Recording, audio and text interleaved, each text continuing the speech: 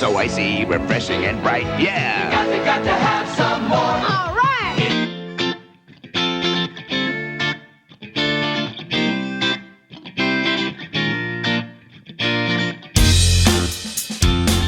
Hello and welcome to Intoxicated Masculine, where we talk about drinking culture, 80s culture, pop culture, 80s cartoon culture, and all other kinds of culture that come up. Joining me as always is Brandon. Hello, my people. Jim. Hey, everybody. And Kale. Since our last episode, we're all drinking the same thing, except I switched just to whiskey. So there we go. We're continuing on talking about our 80s cartoon shows. We're starting off on, and I hate to sound like a broken record, one that I'm not as familiar with, but I think it's interesting to at least mention, is the Incredible Hulk TV cartoon series.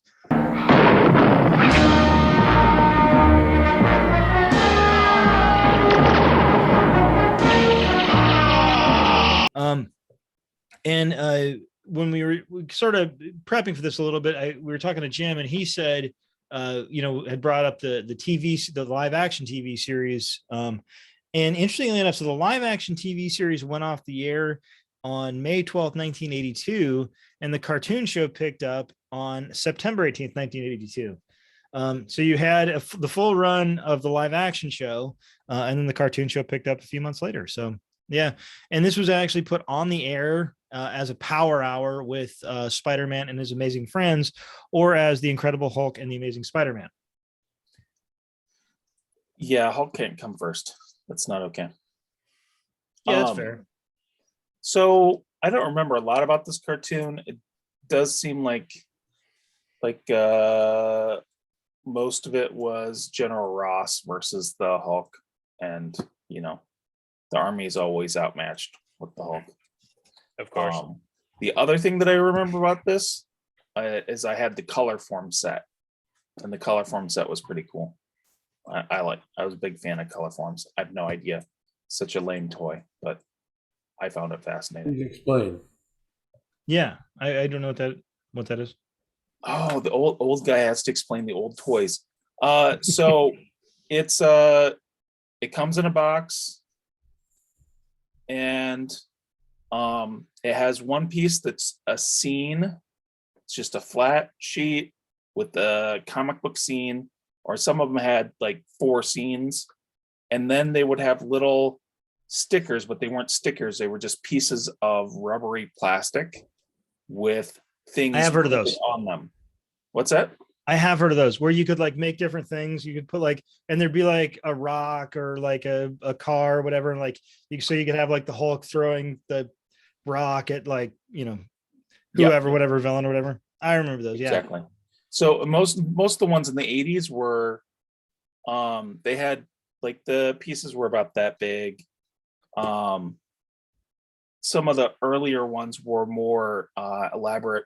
I remember seeing one that was from the 70s with the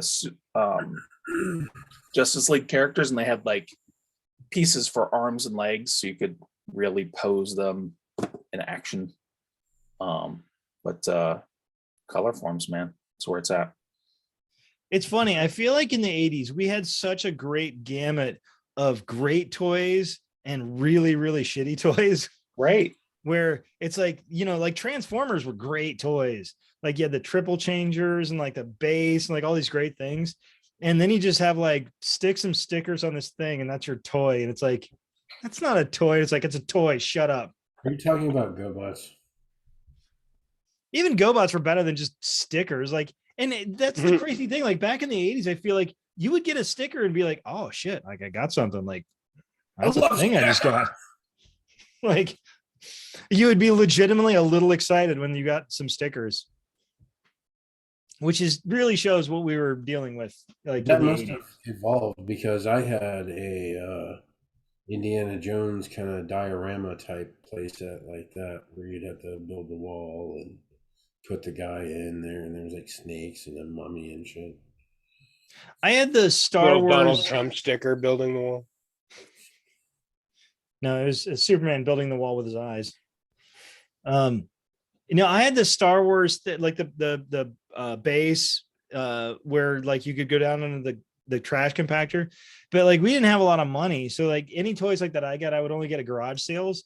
So you'd have like 3/4 of the base. Right. You'd have like most of it. It's better that way, I think. I like had the GI Joe base. There was like the same thing. It's like I'd get the GI Joe base, or like 80% of it, like 77% of the GI Joe base I have. I went to a Boy Scouts like trade your toy in to earn whatever's, and I got the game Mousetrap with like, I don't know, 75% of the game missing. By the way, Mousetrap is one of the worst games. Like, I feel like you can tell how good a game is by how many plastic pieces they give you along with it. And like the more plastic pieces that come along with it, the more it's not actually a good game because they had to put a bunch of shit on it. Which means like Sorry must have been just a great game. Because that is nothing. Sorry. I'm sorry too. I have had both of those games here recently. I still have Sorry. I'm sorry. You got rid of a Mousetrap. Sorry, I apologize. Screw this. No, we just finally donated Mousetrap. Close and outgrew it. Like, it's not a good game, right? It Oh can't no, be. we still have it. No, I disagree. Lying, Brandon. Or like Hungry Hippos was a game in the 80s, and that's a terrible game. It's not even a game. It's just like people hitting a thing. Like, I assume there's like instructions or whatever, but I don't think anybody ever played Hungry Hippos. You just have 4 people just like going. Everybody gets 56 marbles. I don't know. They put marbles on there, and then you whack the thing. Did you guys ever play the game with the shark where you're supposed to take stuff out of the shark and then the mouth closed? Shark attack! This shark is like a maniac! Yeah, I think it sounds vaguely familiar. It's like that. I always thought that was kind of creepy, but I think everything in the 80s was a little creepy. Mr. Mouth. It's creepier when you say it like that, Kale. You had to flip the coin into that usually. All right, next show on the block is PacMan the TV series. That's me!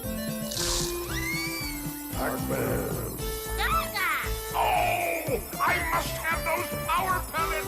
Oh, find me the power pellet bonus. So this is Hanna-Barbera, and we haven't talked a lot because Hanna-Barbera has had 1 million cartoons in the 80s. I think it's 1,000,003, if my count is correct. Now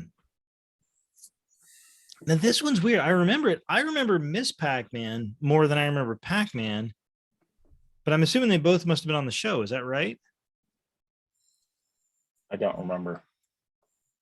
I remember Miss Pac-Man more, but She was definitely on the show because they argued. Was she Pepper Pac-Man? I'm just looking through like the names of the cast, which, by the way, does include Frank Welker, obviously. Was he Pac-Man? He was Chomp Chomp Morris, an adult Pac Baby, which is just an unwieldy phrase. Adult Pac Baby? that's the one I Adult would put Pac on a Baby. resume. I worked with one of those. I was adult Pac Baby. You weren't. I was. That doesn't sound appropriate for a kid's cartoon, I gotta say. It's not. Yes, Miss Pac-Man was Pepper Pac-Man. So that's confusing to me. So Pac-Man's is just his name. He's just Pac-Man, but his wife is Pepper Pac-Man. So who was she before she was his wife? She was just Pepper. Oh, it's an Iron Man ripoff. Whatever. Pac-Man and Pepper Potts. Pepper Pac-Man. And their child Pac Baby. Morgan Pac-Man. Who was probably Kang. Possibly. Very possibly. I don't know. What are your guys' remembrances of the Pac family? I don't remember much. I don't remember it all. I They tried didn't not to kid. watch any I cartoons. know he was just trying to get to work, and every day he had to fight the ghosts. He had a job like Fred Flintstone, but like every day he would have to go fight the ghosts. So it went 2 seasons, had 42 episodes and 2 specials, which is actually pretty good for that time period. I mean, 2 full seasons, more than 40 episodes. One of the villains was Mesmeron, which I think is kind of a cool name. Other than that, yeah, I don't know. It's just I remember the show. I liked it. I guess I don't remember a lot about it. So it was fun though. I enjoyed it. It had Frank Welker playing adult Pac Baby, which you'll remember for always now. The next one is one that I know a lot of people of this era, it was a big show for. I don't remember it at all. So you guys will have to talk about it. That's the Shirt Tales.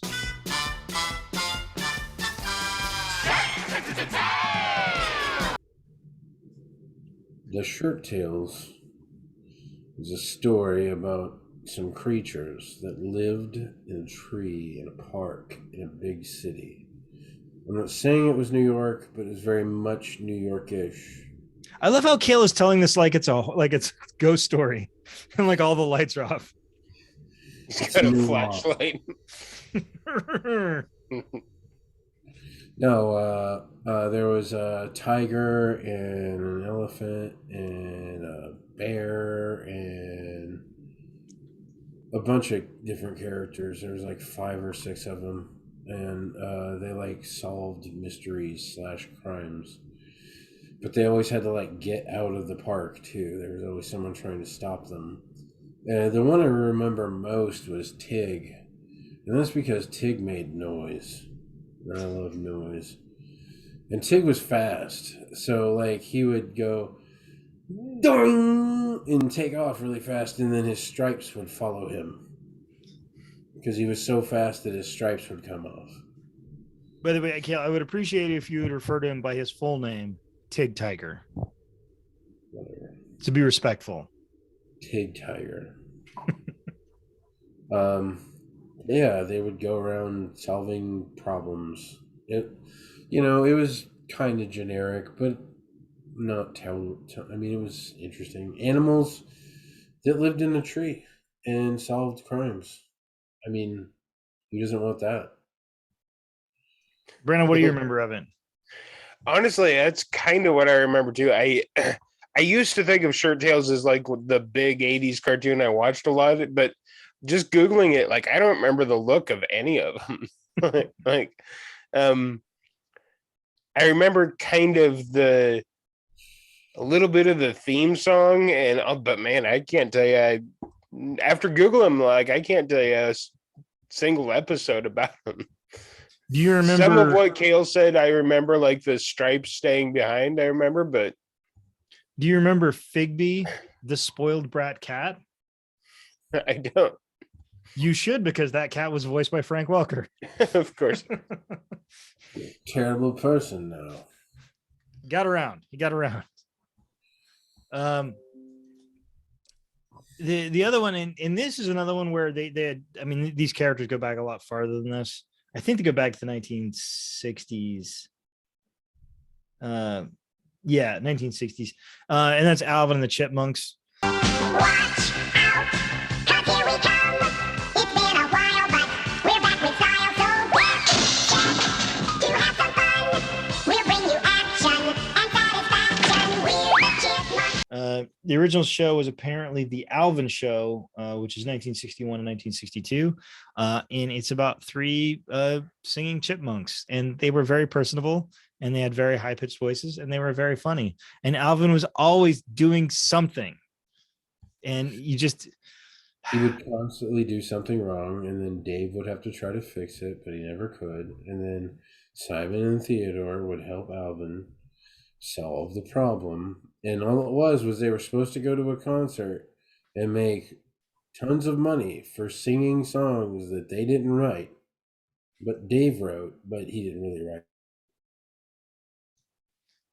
I just don't know why they just couldn't give Dave a damn break. Okay, so I should mention that Alvin the Chipmunks actually is our first show in 1983. 1982, we didn't have a ton of shows we wanted to talk about, so I just kind of figured we'd bust these all in together. The next show is one that I liked a lot, and the thing I remember most about it is the intro, because it had a great intro, and that is, of course, Dungeons and Dragons. I am Dungeon Master, your guide in the realm of Dungeons and Dragons. I think Jim may have watched Dungeons and Dragons a time or two. A few times. So the intro is fantastic. It's the kids going through ride at the theme park that's Dungeons and Dragons, and then in the ride they get magically transported to the realm of Dungeons and Dragons. They get magic. Each one of them gets a unique magical weapon, and they're immediately thrown into battle against Venger off here and Tiamat the dragon over there. And every episode, same kind of plot. Dungeon Master comes and says he's kind of a Yoda character for them. He appears out of nowhere and says, "Hey, I have a new way for you to get home." And he sends them on a mission. And then they almost always have to choose between doing the right thing and going home. And they do the right thing and they never go home. Stupid doing the right thing. Right? Doing the right thing. So, and also interesting, I think, in the show setup is that there's two main villains, Venger, who's a sorcerer, and Tiamat, who's a dragon, and they don't get along at all. So the two villains fight each other all the time. I think that's kind of an interesting thing to do, to have it shows a little more sort of layer into the thought process. The idea that, you don't have just villains and heroes, but there's kind of a little bit more complexity to it. Yep. Somehow profit the people in the show?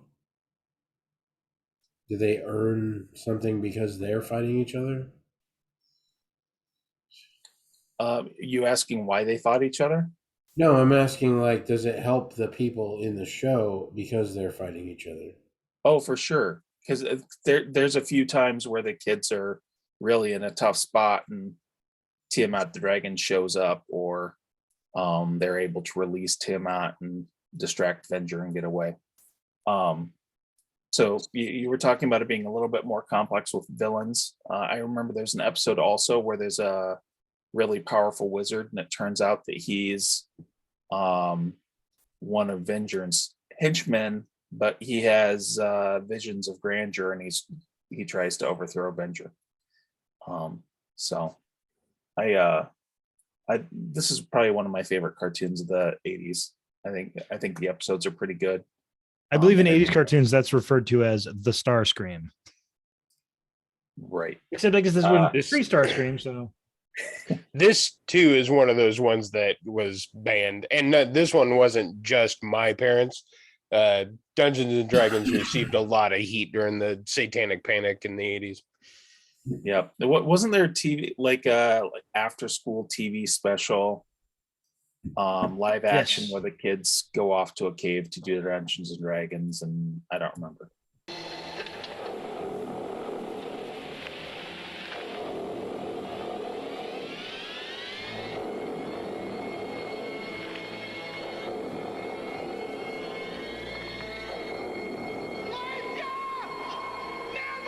and they must all kill each other or something. It's like, Yeah. Well, I think it's so maybe funny they too, get because lost in the they're cave. I don't know. I'll look it up what you guys are talking about, but I just wanted to mention briefly. Yeah. This sort of is interesting because they checked how many episodes this ran for. Like 27. Yeah, three three seasons. seasons, 27 episodes, from 83 to 85. Which by 80 standards really isn't too bad. 3 seasons isn't bad, although it's not a great number of episodes given 3 seasons, especially considering how long seasons got to a certain degree. You talk a little more about it. I'm going to look that up because, yeah, you're right. There was a TV movie about Dungeons and Dragons. Mm-hmm. Yeah, so I don't really remember a lot about the TV show. I do remember that was one of the triggers with people being concerned about kids being too involved with Dungeons and Dragons, losing touch with reality, which seems absurd to me. But it was a real concern at the time. The other thing I'm going to say about Dungeons and Dragons is some pretty great toys out of this line. And I always got them at KB Toys. Toy stores there used to be this thing called a store where they just sold toys. I know that doesn't exist anymore and hasn't for years, Jeffrey. but amazingly, there a store that just sold toys. And KB Toys was always like, because it's a small store, whatever didn't sell the last 6 months, they put on clearance. And so I remember getting a ton of Dungeons and Dragons stuff on clearance. Just kind of cool stuff.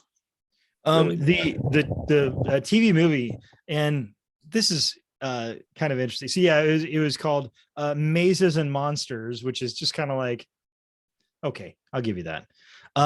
Starred, I can't believe it, Tom Hanks. Wow, I did not remember that at all. It came out in 1982. And yeah, but people were really the satanic panic, like Brandon mentioned, like people were terrified of this stuff. And if only they had realized how incredibly mundane most of the Dungeons and Dragons stuff is, and how much they were blowing it out of proportion. It was just it was kind of incredible. Because I played Dungeons and Dragons for a little bit when I was in high school. And you sort of had this idea of it being like this really counterculture, like, ooh, this is like a like maybe a little creepy or a little scary or like whatever. And it's like, and then somebody hands you a character sheet and makes you roll dice 25 times. And it's like, this isn't creepy. This is kind of work. We played that for like 2 years straight. How did you not get demonic powers from it? I know. I didn't was slaughter a burning single people virgin at to 15. Sutek or whoever. And yeah, it's sort of interesting that the stuff they convinced people to be afraid of in the 1980s. And like nerds rolling dice was one of the things, like one of the scariest things that could exist in the 1980s was like I got a D20. role playing games. It's like, Did you sacrifice babies to Zyrtec? Just I think he didn't, because he didn't ever level up, right? If you sacrifice the baby. You were doing it wrong. I thought it was Man Baby guy from that other show.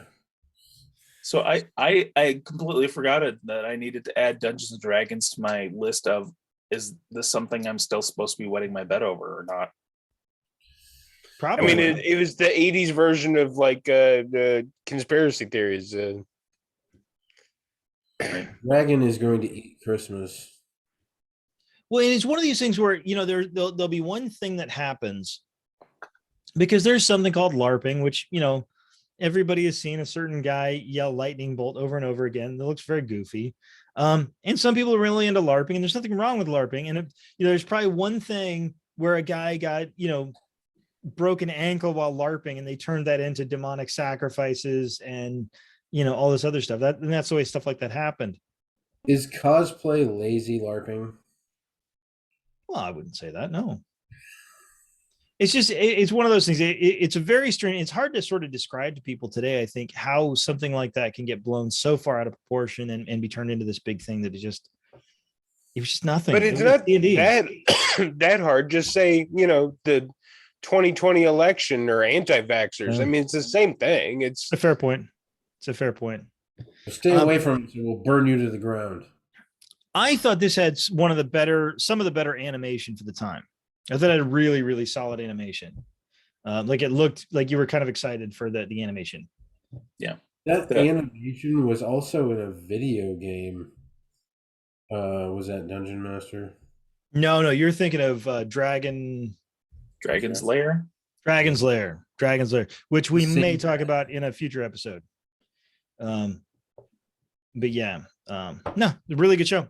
Brandon, I take it this is not a show that your parents would have been super excited about at the time. no. I mean, Why not? I think banning of Smurfs is one of those things that I know it happened to other kids, but it was fairly unique for where I was. But I don't think I was probably the only kid that was banned from seeing Dungeons and Dragons. So have you ever been able to watch them? You're just allowed now. Oh, Dungeons and Dragons? I don't know that I have actually seen it since. I have all 27 episodes if you want to borrow it sometime. Nice. Yeah. I mean, even I, who didn't see it at the time, I can remember the artwork from it. I can remember that opening to it. So, I mean, it must have been pretty iconic. But yeah, it was a good intro. One of the better intros. So by the way, I was just going to add that I have a lot of cartoons DVDs because I definitely indoctrinated my children. Well, you know, That's a it's good one of those things. I think as we get further and further into digital media, a lot of people get out of having any kind of physical media, but there's a lot of that stuff. There's a lot of stuff that, you know, we watched when we were kids, you can't get. And you have to have a DVD, otherwise it's just gone. Yeah. I mean, as a sci-fi fan, which everybody learned last week that we're all sci-fi fans, there's a bunch of Doctor Who episodes that are just gone. You know, it's in the second Doctor era, they're just gone. You know, they were BBC had a policy where they just recorded over them and that's it.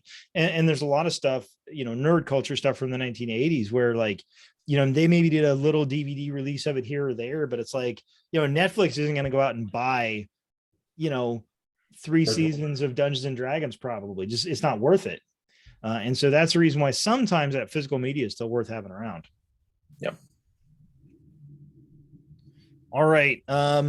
Speaking of iconic series, I mean, I think if we're in, I think when we're all done with this, maybe we'll do a top 10 list of our top 10 80s cartoons, and kind of, you know, this will kind of be you'll kind of see our process of getting there. But this certainly has to be way up there, and that is He-Man, Masters of the Universe. And I'm going to kind of sandwich in She-Ra too, because it was all kind of one thing, you know, it was one universe. As like a guy, of course, I could never watch She-Ra because, ew, girls.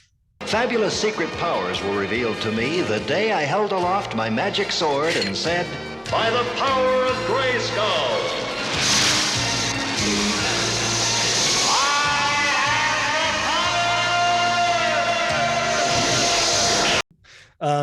But I think I did watch it a little bit, and I think I had a cousin that liked it. It was all really good shows, good animations, just really cool. And like, I mean, as far as villains in the 1980s, like Skeletor's got to be way up there. I mean, just like great voice. I mean, just, you know.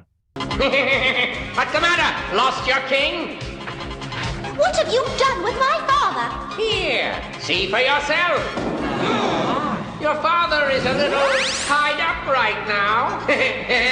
I think I would probably place him as like number 3. I'm guessing I know one of the people that would be above him, and we'll get there. Who did the voice of Skeletor? I'll look that up. Kale, what are your memories of He-Man?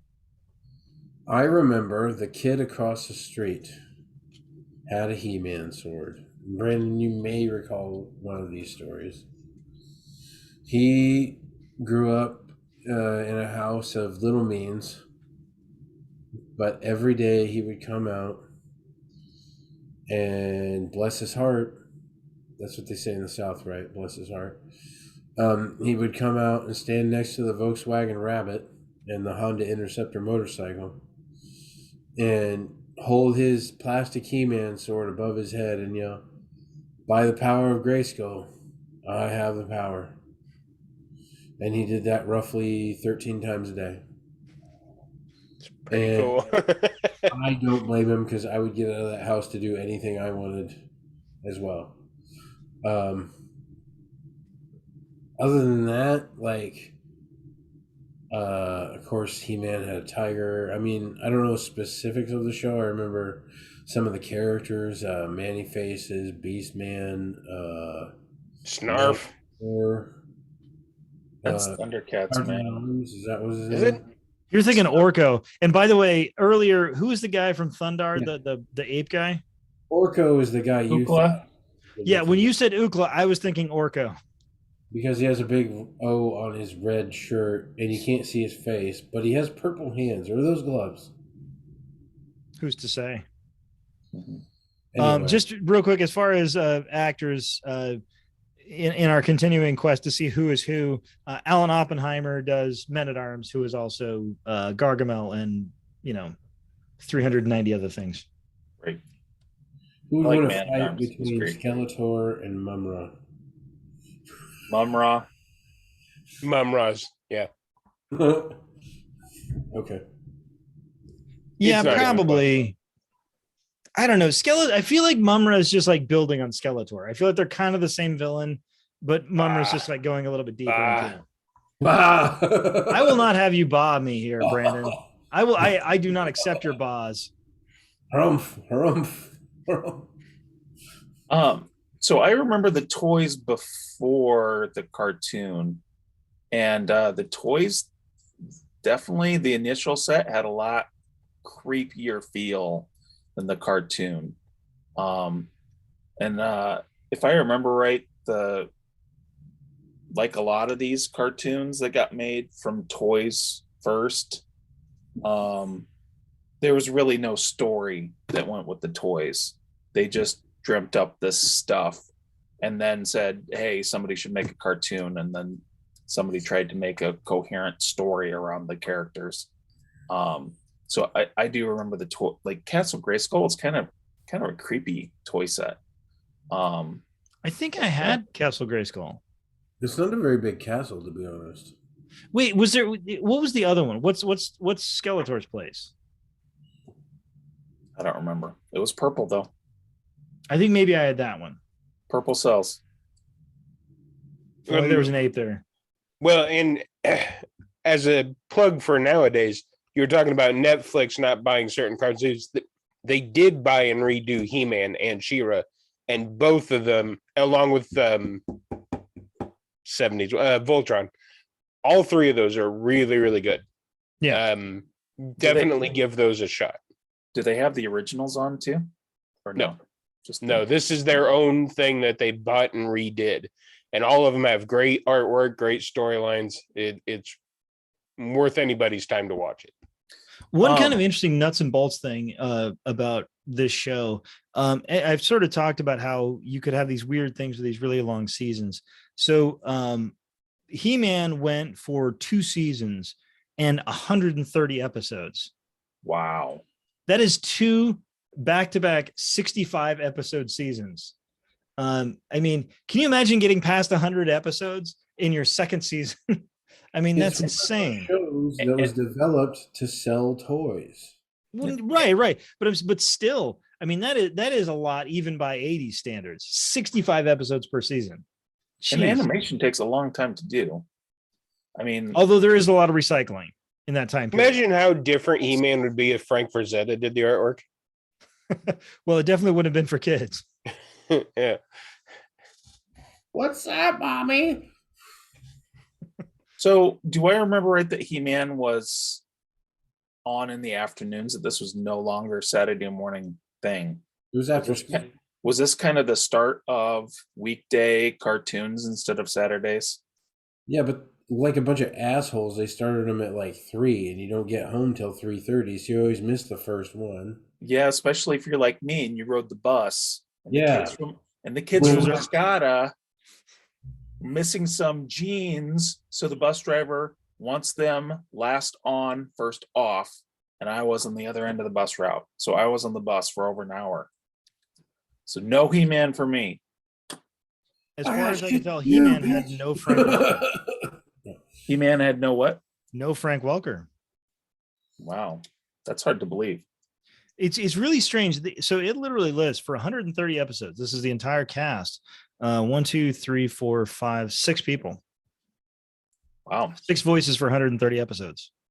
I'm assuming there might be a misprint. There's more people that just didn't get credited properly or whatever, but I think a lot of people get not credited definitely in movies. I've seen it. yeah, I'm sure that's true. It's Is really strange. Is there a particular He-Man episode that sticks with any of you guys? Because I can't remember any in particular. No. No, I wouldn't say a particular one. I mean, they were all kind of the same. 2 of the bad guys for Skeletor, I feel transitioned straight into, in my mind, they became bad guys in the Teenage Mutant Ninja Turtles one. Like Bebop and Rocksteady were 2 guys that I seem like guys that were in the He-Man universe, but Yeah, I was trying to think what their name was. Scales one of them? I couldn't tell you their names in the He-Man universe, but one of them was probably Beastman. Yeah, I think that's right. No, so Brennan, did you watch the She-Ra on Netflix? Yeah. Was it good? Yeah, it's really good. Colson went through that first. I think it came out before He-Man, but yeah, he went through all that, and I watched most of it with him. It was really good. How is Cold? How old is Coulson now? He's 10 now. Holy crap! I don't So know. he's reached my mental age. Yeah, no, He-Man, like, I don't know, it was a huge show. I think did you guys watch the Masters of the Universe, the one with Dolph Lundgren and Frank why can't I think of the Frank Langella?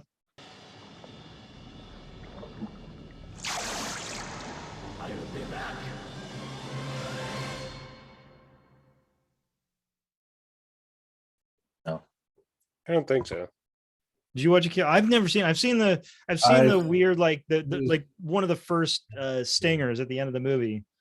Skeletor's mask was really bad. He rode this giant chrome floating throne thing, and it was very much like, you remember the feel of the first Rambo movie, First Blood. Oh, very Like much so. how It's a you- great movie. Yeah.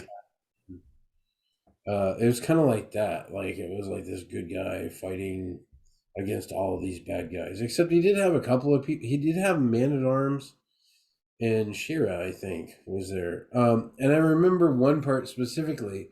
They were eating fried chicken, and they were like, "This is really good. It's really convenient how they put these little sticks in it." And he's like, "Those are bones." And they're like, "This used to be alive." Yeah, good show. Okay, another one. So this is a show that I sort of have mixed feelings on, because I remember kind of loving some of the characters and hating the main character, and that's Inspector Gadget.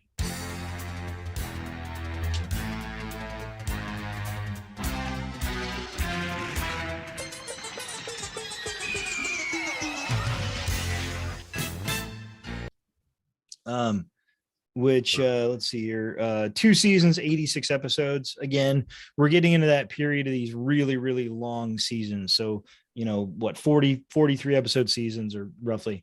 I liked Penny, I liked Brain, I liked Dr. Claw, and I couldn't stand Inspector Gadget. I thought like he was painful because he's such an idiot all the time. And yet he just is able to succeed either by dumb luck or because his daughter and his dog. Well, like, yeah, mostly saved because his of ass. Penny and Ruff. Oh, not, I thought it was Brain. Oh, was it? Yeah. Yeah, it's you're right. Brain. It is Brain. Brain. I was going to say, you're questioning my whole childhood. So I don't know. What did you guys think? Yeah, I liked it. Talk about theme songs. Yeah, Damn, for that sure. one sticks in your head.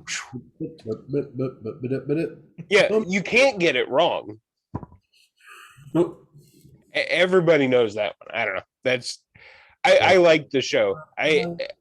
Inspector Gadget himself is kind of like, I liked the idea. I love the idea of like go Gadget arm, and you just get like a 10-foot arm or something. But yeah, he's kind of incidental to the show, really. He was the comic relief. Yeah.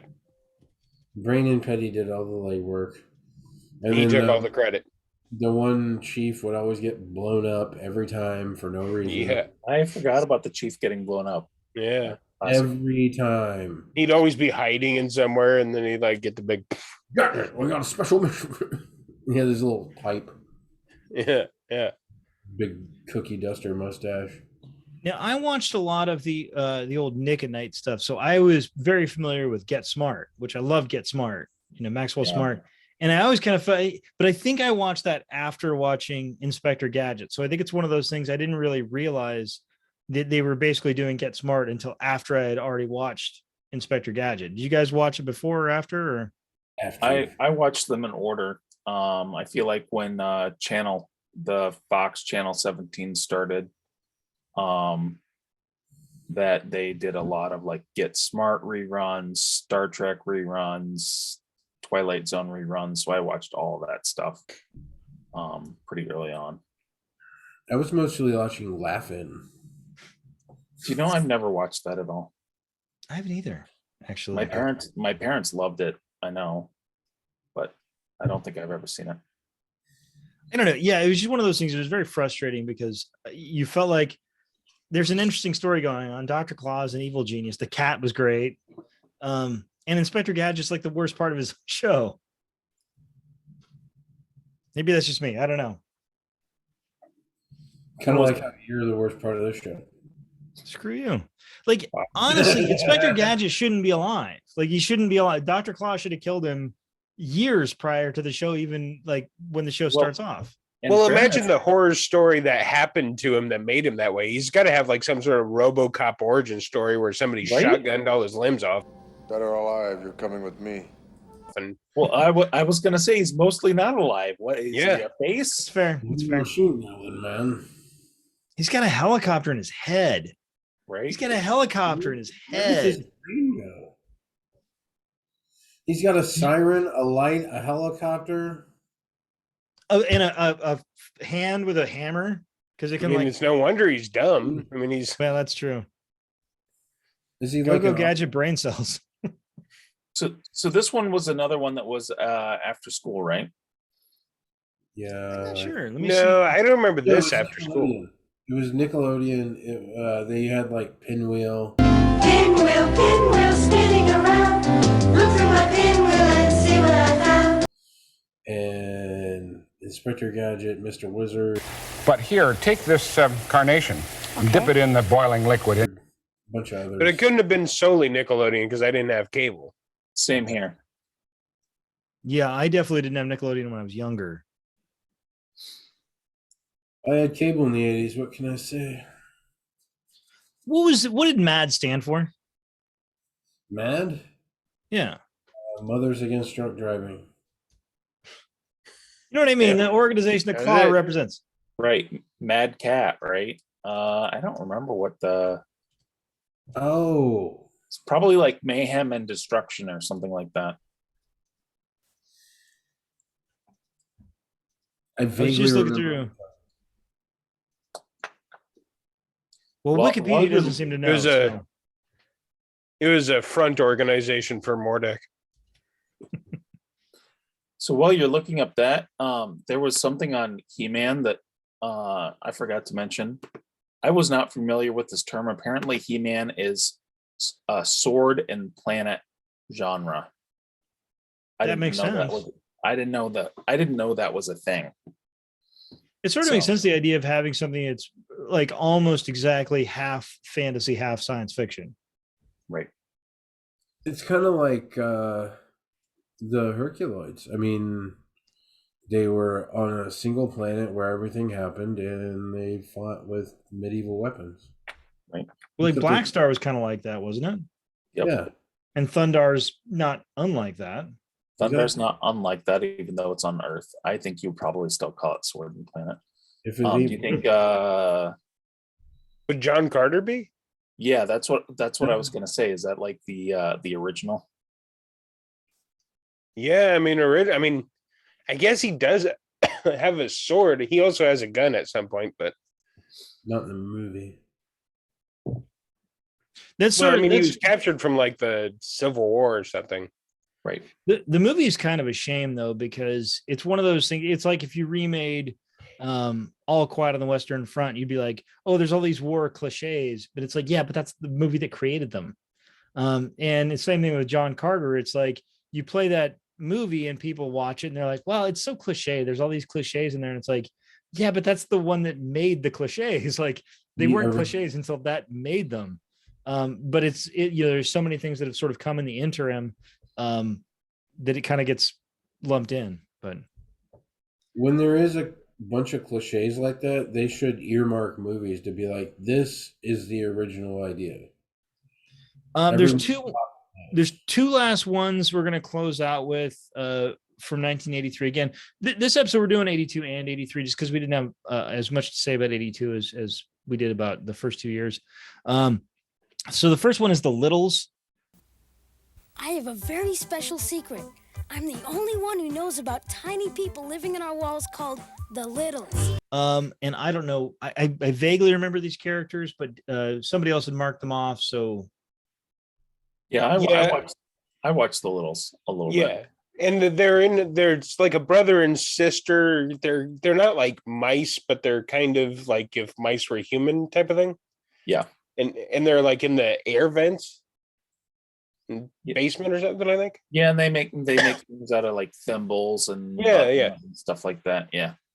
Yeah, I mean that was very it's like Tolkien-esque, I think. There's a lot of Yeah, they're kind of like in the Shire micro-sized kind of- hobbits. Yeah. They're hard to notice, but they're kind of everywhere. They sneak around and Like an early version of toys. I remember they had like a bunch of like, I don't know what you call them, like tinker sets and stuff that they'd make things out of.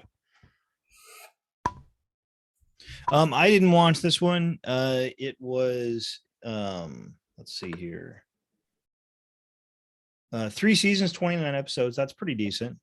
It really makes you want to get inside and figure out how they figured out how many episodes they were going to produce of some series, where you can have this that goes on for 3 seasons and doesn't even get halfway to as many seasons as He-Man did in 1 season. It's just, it's very strange. I guess they must, be interested to have an animator on that could talk to us about it, sort of explain how that works. But feeling it out during each quarter. But I mean, He-Man, the first season has 65 episodes.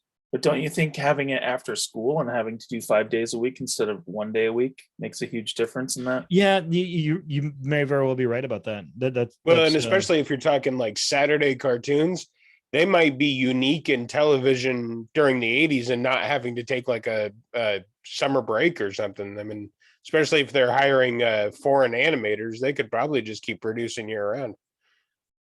Well, also a lot of those shows, it's like He-Man, they were recycling a lot of animation. So, if you're watching He-Man, Adam probably comes out of the water or walks past a tree in 25 different episodes. And they could just reuse that. So was The Littles good? Do you guys like that show? Or I thought it was pretty good. Yeah. Fair enough.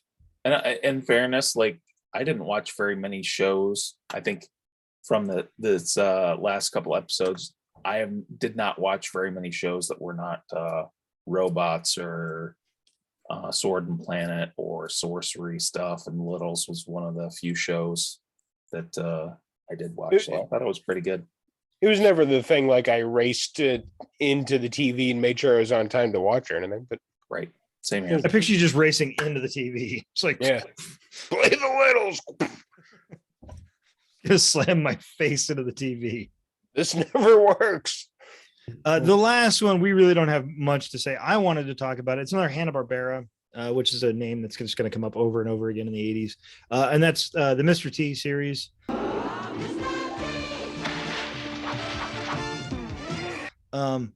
And just more because it was a thing in the 80s where if somebody got famous, they would just get a cartoon show. Like Mr. T's famous, for doing Rocky and I don't know what year did Rocky 3 come out? Could somebody look that up? Or for being on the A-Team, and you'll just give them a TV series. Mm-hmm.